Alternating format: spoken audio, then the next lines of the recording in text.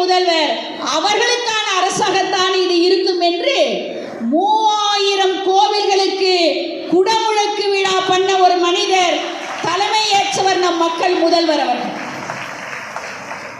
1-2 கோயில் இல்லைங்க, ஒரு கும்பாபிஷேகம் பண்ணாலே புராணம் சொல்லுகிறது அவர்களுடைய 108 தலைமுறை நல்லா இருக்குமா.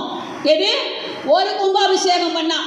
நான் கணக்கு போட்டு பார்க்குறேன், 3000 கும்பாபிஷேகம் பண்ணியிருக்காங்களே. 2026 என்னங்க, அடுத்து வர எத்தனை நூற்றாண்டிலும் அந்த இறைவனுடைய அருள் கண்டிப்பாக உண்டு. முன்னாடி எல்லாம் கோயிலுக்கு போனோம்னா சொன்னாங்க, சாமிக்கு ரொம்ப பிடிச்ச மொழின்னு ஒரு மொழி இருக்கு, அதில் தான் அர்ச்சனை பண்ணுவாங்க. ஆனால் நம்ம ஊரில் சொன்னோம், தமிழ் எப்படி தெரியுமா, இறைவனே சொன்னான், சொச்சமிழால் எவை பாடுகன்னா. இறைவனுக்கே பிடித்த மொழி எது? தமிழ் மொழி. இன்றைக்குத்தான் கருவறைக்கு உள்ளே நாம் செல்லுகிற போது கருவறைக்குள்ளே தமிழ் ஒலிக்கிறது. தனம் தரும், கல்வி தரும், ஒரு நாளும் தளர்வறியா மனம் தரும், தெய்வ வடிவம் தரும், நெஞ்சில் வஞ்சமில்லா இனம் தரும், நல்லன எல்லாம் தரும், அன்பர் என்பவருக்கே கனம் தரும், பூங்குழலால் அபிராமி கடைக்கண்களே என்று தமிழ் காதிலே பாய்கிற போதுதான் செந்தமிழ் நாடென்னும் போதினிலே இன்பத்தேன் வந்து பாயுது காதினிலே நானே பாரதி.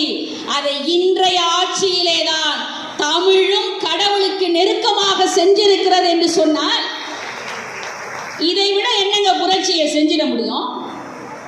நான் அண்ணன் அவர்கள் அழைத்து திருக்கோவில்களுடைய சார்பாக நடந்த திருமண விழாக்களில் தொகுப்பாளினியாக கலந்துருக்கிறேன் அண்ணனுடைய அழைப்பின் பேரில்.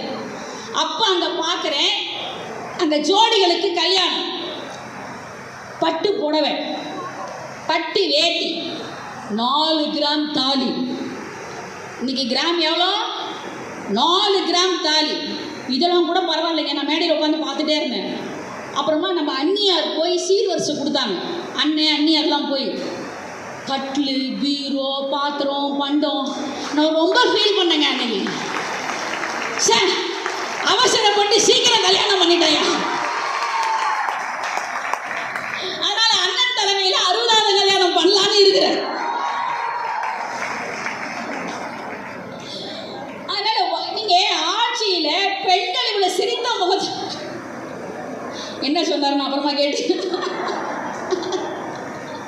அதை நீங்க மைக்க பிடிச்சிருந்தா சொல்லியிருப்பீங்க.